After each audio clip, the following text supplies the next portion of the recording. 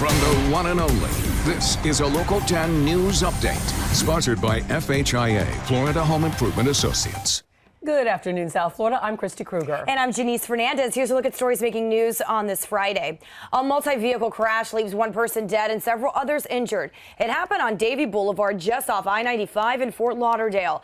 At least 3 cars were involved. One of the vehicles could be seen on top of another car in a mangled mess. The crash caused some traffic delays. And police are searching right now for a man and a woman who allegedly kidnapped and then robbed a woman from Boca Raton. That victim says she was taken from right outside of a Publix on South Federal Highway. She was driven to another Publix in Oakland Park, and that's where she says the kidnappers threatened to kill her if she didn't have someone send her money. She complied and was eventually let go.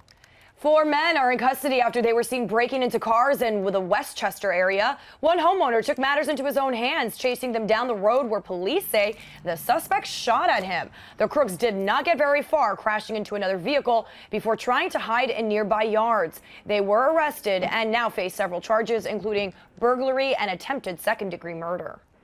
Listen to Local 10's podcast, The Florida Files, wherever you are, whenever you want. Just say, Alexa, play the Florida Files podcast.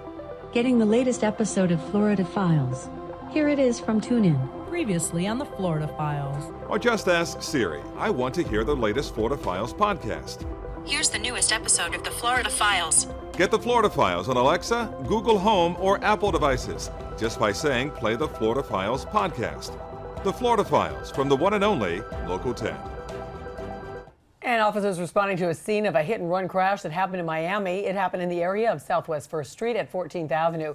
We did talk to a security guard who heard the crash and said the drivers involved got into some sort of an argument after that, and then one of them ran away, leaving his car behind. So far, no arrests have been made. Police are describing the injuries as minor.